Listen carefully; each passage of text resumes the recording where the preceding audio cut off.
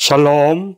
네, 5월 11일 화요일입니다. 오늘도 주님 앞에 나오신 모든 분들 환영하고 또 축복합니다. 같이 기도하겠습니다. 고마우신 아버지 하나님, 또 새로운 한 주간을 저희에게 허락하시고 주님과 동행하게 하심을 감사드립니다. 오늘도 주님을 사랑하며 이 새벽 미명에 찬송하고 기도하며 또 말씀을 사모하여 저희가 모였습니다.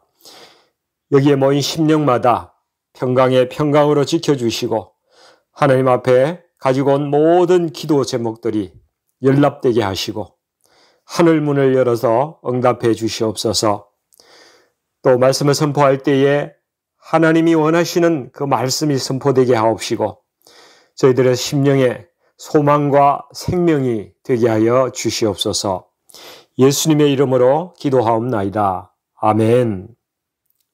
네, 오늘 저희에게 주신 하나님의 말씀은 출애굽기 15장 22절에서 27절까지의 말씀입니다. 같이 합독해서 올리도록 하겠습니다.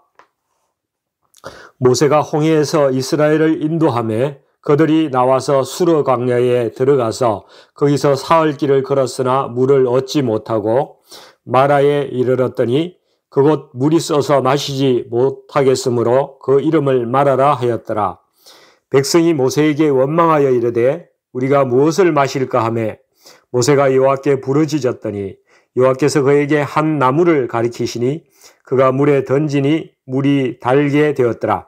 거기서 여호와께서 그들을 위하여 법도와 율례를 정하시고 그들을 시험하실새에 이르시되 너희 하나님 나 여호와의 말을 들어 순종하고 내가 보기에 의를 행하며 내 계명에 귀를 기울이며 내 모든 규례를 지키면 내가 애굽 사람에게 내린 모든 질병 중 하나도 너희에게 내리지 아니하리니 나는 너희를 치료하는 여호와임이라. 그들이 엘림에 이르니 거기에 물샘 12과 종려나무 이런 그루가 있는지라.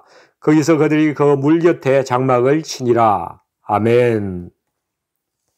네, 오늘 이 말씀을 가지고 마라를 거쳐야 엘림이 있습니다 라는 제목으로 말씀을 나누도록 하겠습니다.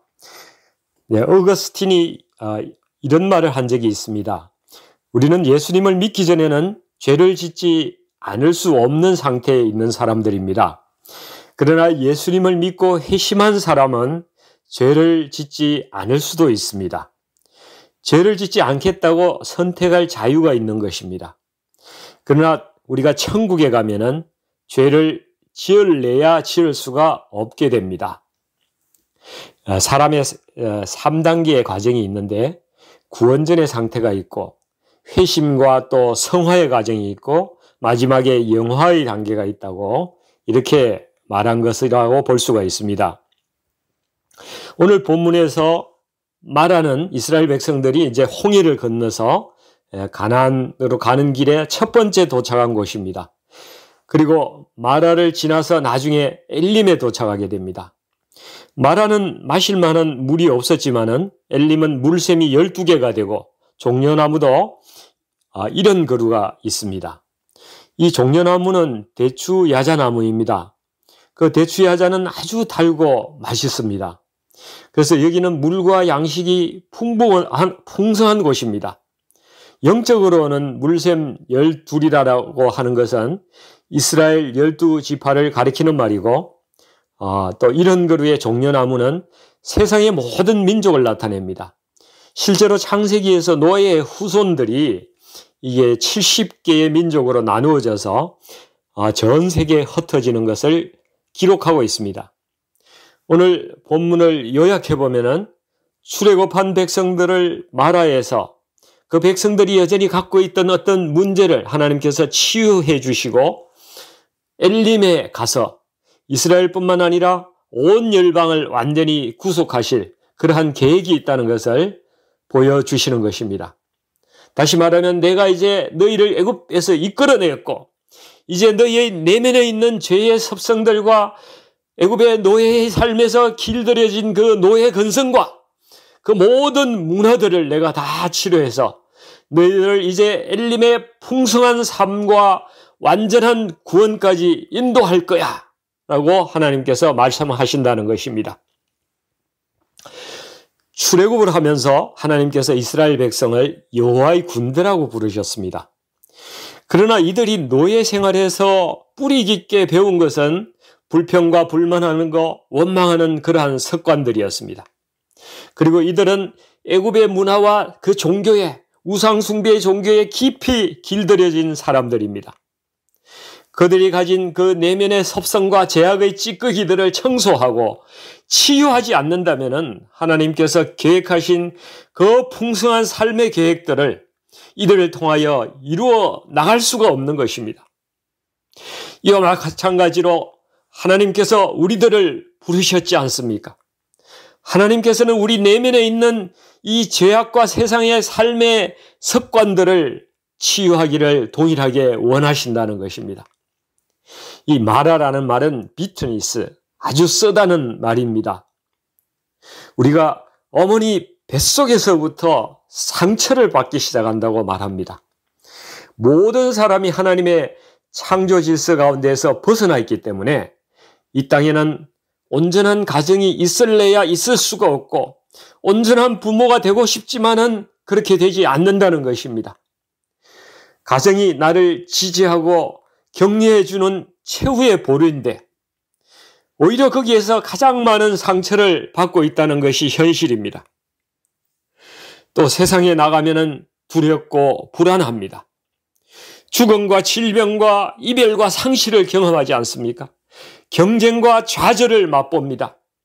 끊임없이 마라의 썬물 같은 일들이 나에게 계속 밀려오고 있다는 것입니다. 그리고 우리도 하나님의 은혜로 구원은 받았지만 우리의 내면에 세상에서 즐기던 그 죄악의 섭성들이 아직 남아 있습니다.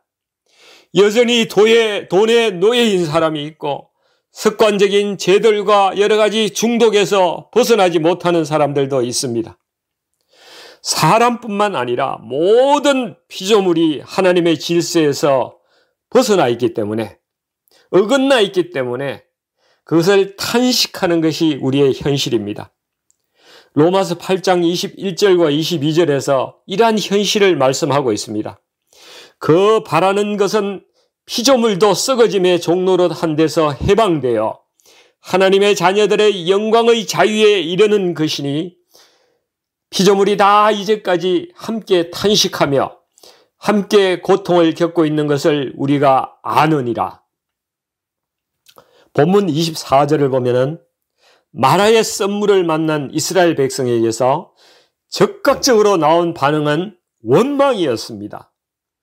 이 고난이 닥칠 때에 우리가 하는 이 불평과 원망은 세상에서의 일반적인 삶의 습관입니다. 그것은 마치 파도와 같아서 만약에 교회 공동체를 이러한 불평과 원망이 덮으면은 우리 교회도 분열되고 뒤집어지는 것입니다. 코비드-19 바이러스가 전 세계를 위협하고 있지만은 이보다 더 무서운 것은 불평과 원망의 바이러스라는 것입니다. 그러나 불평과 감사는 여러분 동전의 앞면과 뒷면과 같습니다. 우리가 불평을 이렇게 뒤집으면 감사가 되고 또 반대로 뒤집으면 불평이 되는 것입니다. 같은 일을 두고 사단은 불평을 부추깁니다. 그러나 하나님은 우리가 감사하기를 원하십니다. 우리 주위에 엄청난 고난 가운데서도 하나님께 감사하고 자신을 믿음을 지켰던 사람이 있습니다. 교회 오빠라는 책과 영화로 소개된 분이죠. 단란하고 그 아름다운 한 가정의 가장이자 또 갓 출산한 딸을 둔 이 37살의 이관희 집사라는 분이 있습니다. 그분이 2015년에 대장암 4기 진단을 받게 되는 일로부터 이 이야기가 시작되고 있습니다. 이관희 집사가 그 집안의 외아들이었습니다. 그런데 시한부 판정을 받으니까 그 어머니가 그 고통과 절망을 살아서는 도저히 견딜 자신이 없어가지고 아들보다 먼저 스스로 자기 삶을 마감하는 그런 엄청난 비극이 또 발생을 합니다. 그런데 이것으로 또 끝나는 것이 아니었습니다.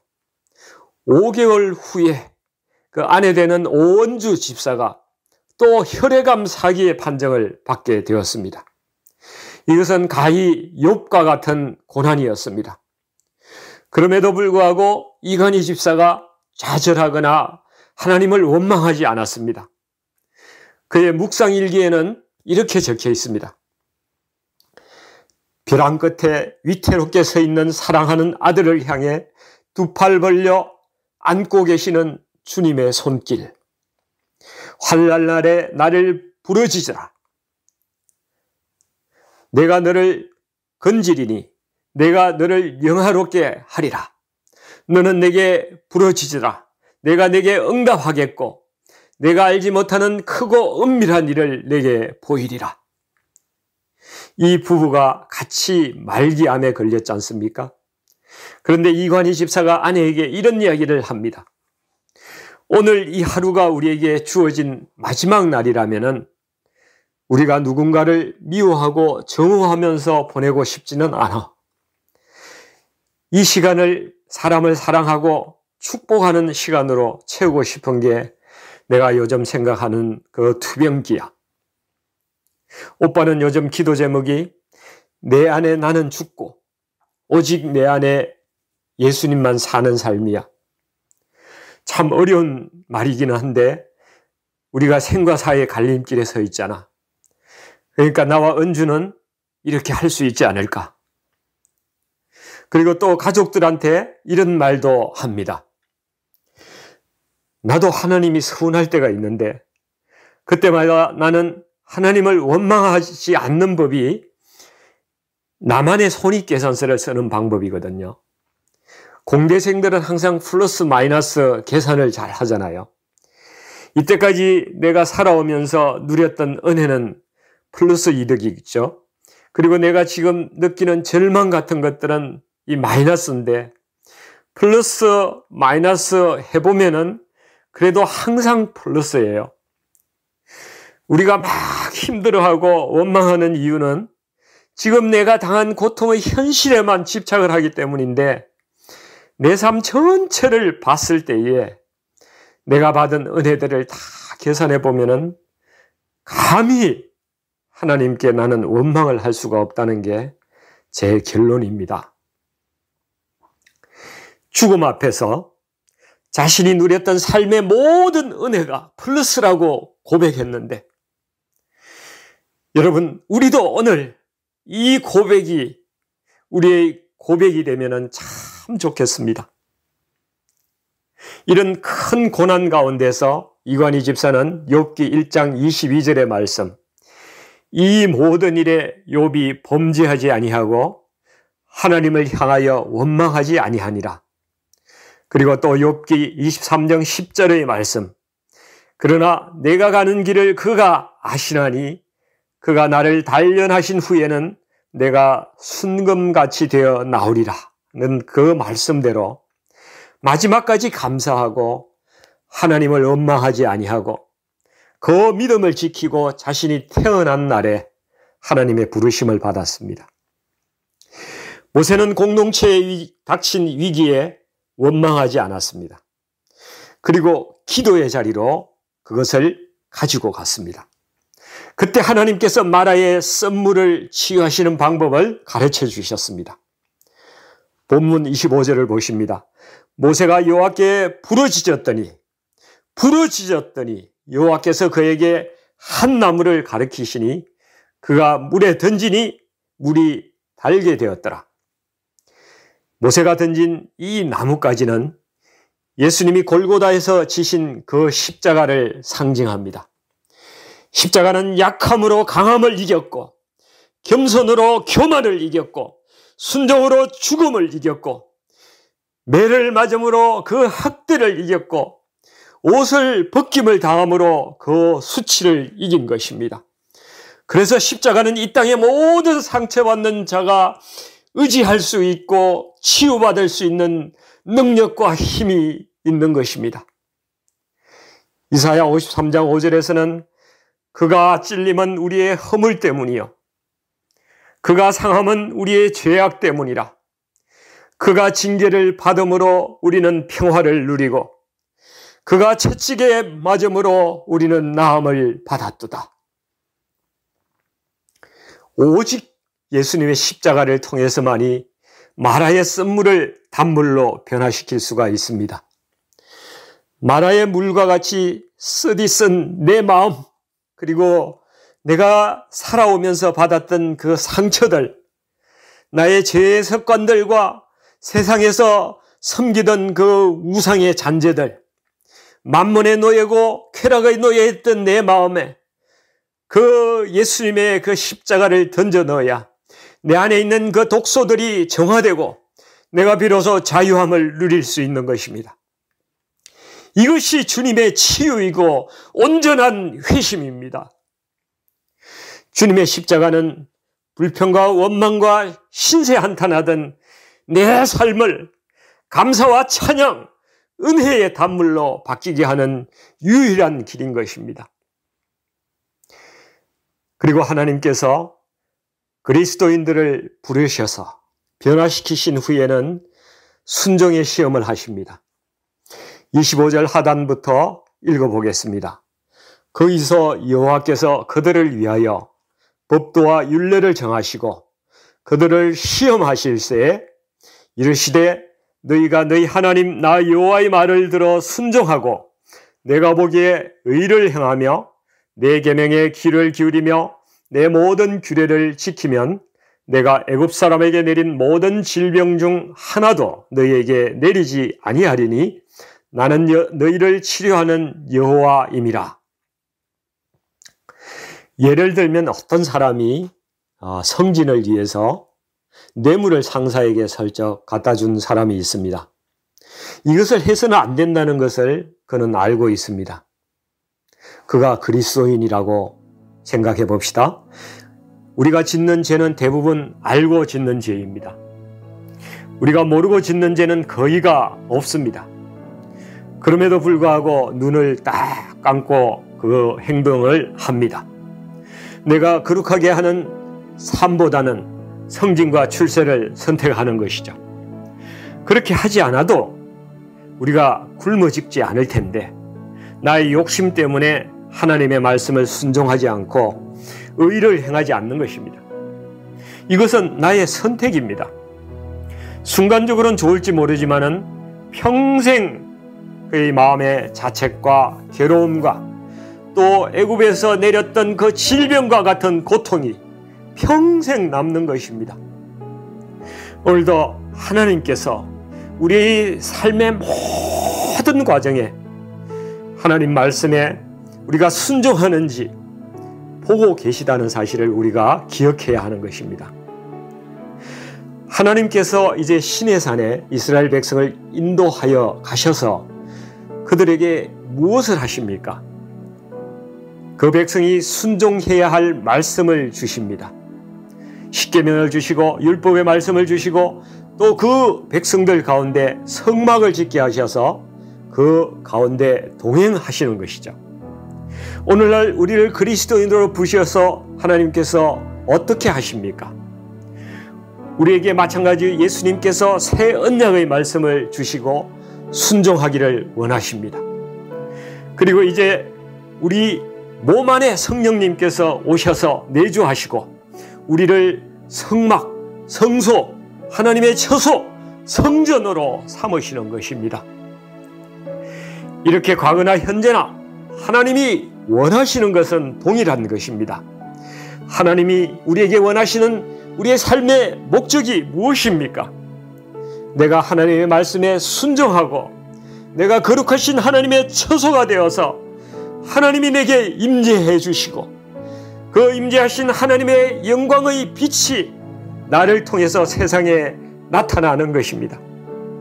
하나님께서 그것을 위해서 우리를 고통과 고난과 연단을 마라에서 치유하셔서 엘림의 풍성함 가운데로 인도하시는 것입니다.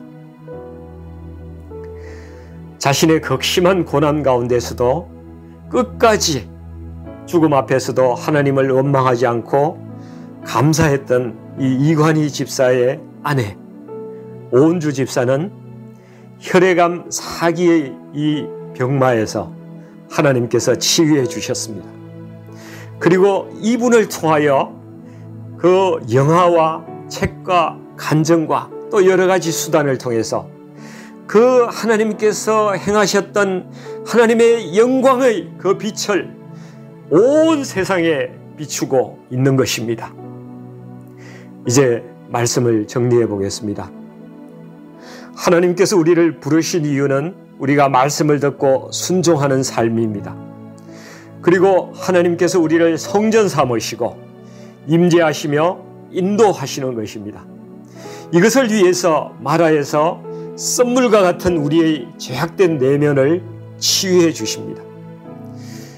그리고 우리는 또 순종을 통해서 주님이 주시는 그 풍성한 삶, 엘림에서의 삶으로 인도함을 받는 것입니다. 사랑하는 성도 여러분, 지금까지 우리를 인도하신 하나님을 우리는 찬양합니다. 그리고 우리가 매일 주님과 더 가까워지기를 간절히 간구합니다. 우리 모두가 주님 말씀에 이제 순종하면서 엘림의 풍성함을 누리는 그러한 성도가 될 수 있도록 우리 주님께 간절히 축원하고 또 소망하고 기대합니다. 같이 기도하겠습니다. 고마우신 아버지 하나님, 우리를 부르시고 또 십자가로 우리를 치료해 주시는 것 감사합니다. 그리고 우리에게 오셔서 내주하시고 동행하시며 복되고 풍성한 삶으로 인도하게 하시는 것 참으로 감사합니다. 그러나 주님, 우리가 아직 죄악의 습성을 버리지 못하고 여전히 죄 가운데 있는 것이 있다면 우리를 불쌍히 여겨주시고 이 시간 치유하시는 은혜를 주시기를 원합니다. 저희들의 상처와 죄악을 만져주시고 주님께서 온전히 저희가 주님께로만 돌아설 수 있도록 인도해 주시옵소서. 매일매일 우리 내면에 이 마라의 썸물이 일어날 때마다 우리 심령에 십자가를 세워주시고 우리를 거룩하게 하여 주시고 성령님 더 가까이 동행하여 주시옵소서. 그래서 우리 모두를 주님과 함께 풍성한 삶을 누리는 엘림의 땅으로 인도하여 주시옵소서. 예수님의 이름으로 간절히 기도하옵나이다. 아멘.